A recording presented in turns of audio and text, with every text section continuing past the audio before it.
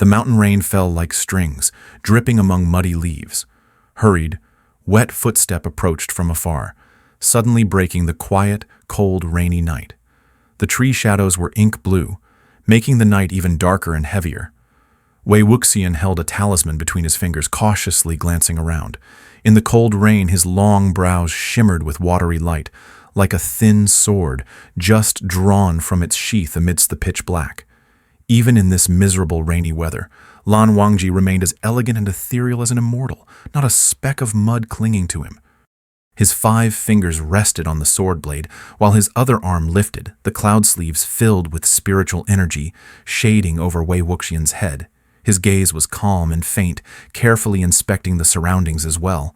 The sword sheath remained on. Lan Wangji swiftly slashed into the air. The sword wind howled, stirring up the night rain, which he flicked to drive the sword blade into a tree trunk with a dull thud. Missing his target, Lan Wangji held the sword protectively before them, lips tightly pressed, eyes scanning solemnly. The slanting wind made the surrounding forest sway. Chaotic darkness rippled with unknown, unseen currents.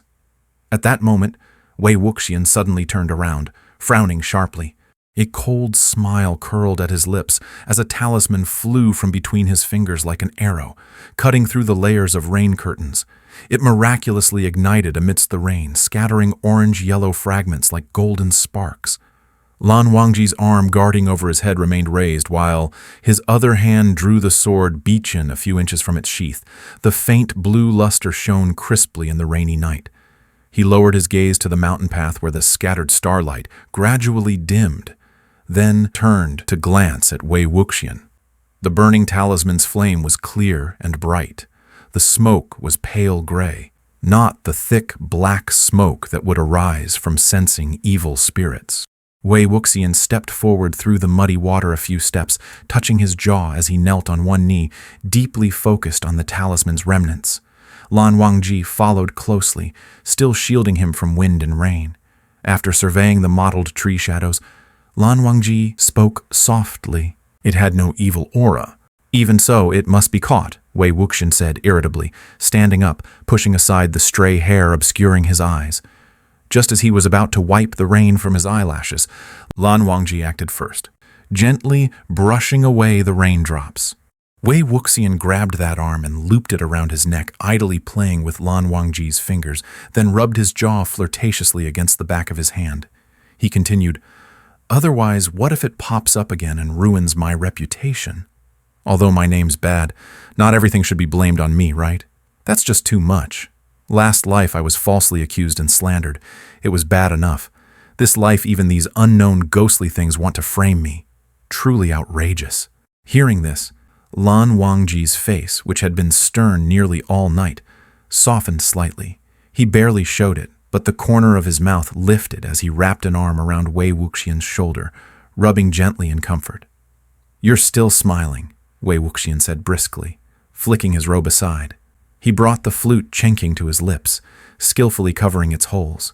Then, with energy gathered in his dantian, he activated chenking, which emitted a sharp whistle, soaring into the sky to linger among the dark clouds.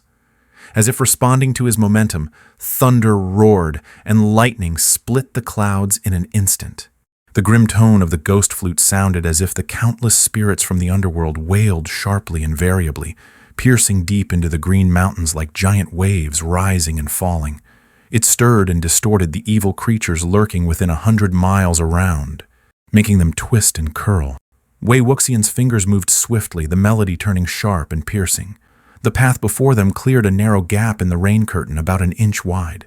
His brows furrowed even deeper, eyes sharp and fierce, sleeves fluttering wildly, long hair scattering with the flute's notes. Though usually playful and unruly, when fully focused in a night hunt, Wangxian showed a stubbornness beneath his defiance, a thrilling sharpness that was breathtaking. Such an unyielding aura even made Lan Wangji's heart shake involuntarily. It moved Lan Wangji more deeply than Wangxian's usual teasing soft words. The lingering sound seemed to be sealed suddenly in a palm. The eerie melody abruptly stopped. leaving only rain and piercing long winds throughout the mountain. Wei Wuxian released Chen Qing from his lips, his left ear twitching slightly.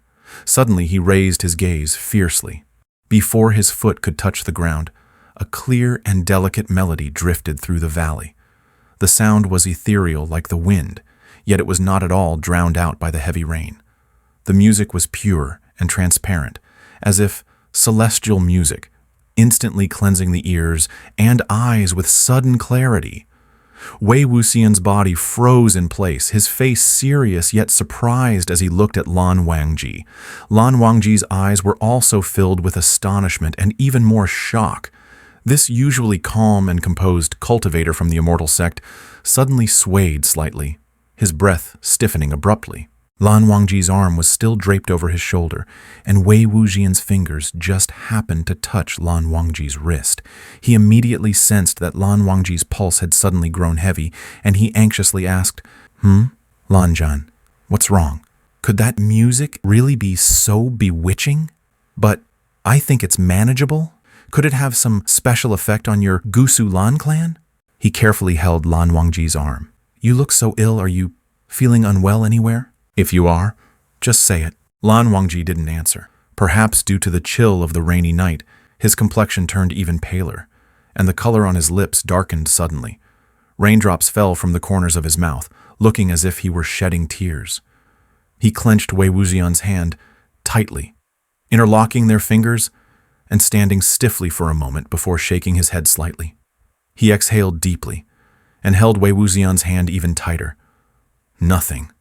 This thing is not afraid of the ghost flute's sound, Lan Wangji said, not wanting to be questioned further, changing the subject and repeating, and there's no evil aura around it. Yes. So, what exactly is this thing for? Wei Wuxian shook his head helplessly, yawned, and fell back into Lan Wangji's arms, playfully lifting the other's chin. Could it be jealous of the sweet relationship between Yiling Patriarch and Han Guangjun, and came out to frame us? Wei Wuxian rested the back of his head on Lan Wangji's shoulder, blinked at him, then suddenly his eyelashes got wet again. Lan Wangji's lips regained some color as he raised his sleeve to shield Wei Wuxian's head. He extended his thumb to wipe the water from Wei Wuxian's face, smiling with his eyes as he played along with the joke. Perhaps. Wei Wuxian laughed delightedly at his answer, wrapping his arms around Lan Wangji's neck and planting a fluttering kiss on his lips. Lan Wangji cupped the back of his head, deepening the kiss. At last, still reluctant to end, he brushed against the corner of Wei Wuxian's mouth. Han Guangjun, we're openly hugging and kissing on its territory so boldly. I'm afraid it will get jealous again and cause trouble. Wei Wuxian's lips were moist and red, his eyes still dreamy with affection, as his fingers twined around the forehead ribbon and nestled in Lan Wangji's embrace. Isn't that what you wanted? Lan Wangji lowered his head to kiss him again, smiling faintly and lightly, stroking his back. That you noticed all this, Han Guangjun? You're amazing, Wei Wuxian exaggeratedly said. He finally left Lan Wangji's arms, crossed his arms, stomped heavily into a puddle, and turned the flute with a look of indignation. This ghost thing, it's living annoyingly. Anyway, my reputation has never been good. It can't get any worse. It's fine if it tries to slander me, but if it dares to slander the Gusu Lan clan, then I have to catch it out and smash it with the Chen Qing until it won't dare to frame people so easily. After venting his frustration accumulated overnight with curses, Wei Wuxian felt much better. He tucked the flute at his waist and then met Lan Wangji's gaze, his expression serious and solemn instead of his usual playful look. Lan Zhan, what do you think? That music just now, though I never heard it before, I could tell immediately it was from your Gusu Lan clan. Lan clan's elegant music, commonly used to deal with evil spirits, is usually just those few pieces. Not only I, but other immortal sects have all heard them. Outsiders knowing some isn't surprising. Other pieces are not publicly known, but having stayed in cloud recesses for so long, I'm familiar with most. When you taught Sijui and the others, I heard you play most of them. That piece just now, I am very sure it's from the Gusu Lan clan, but I've never heard anyone play it in cloud recesses before.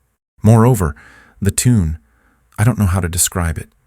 It's deeply sorrowful, penetrating to the bone, making my scalp tingle and my heart tight. It feels like this melody was created on a gloomy, stormy day like this, both repressive and sorrowful. Whether it was a trick of his mind or not, Lan Wangji's expression changed slightly. His lips paled even more. His lips moved but uttered nothing. Wei Wujian had his back to him, so he didn't notice the slight evasiveness flashing in Lan Wangji's eyes.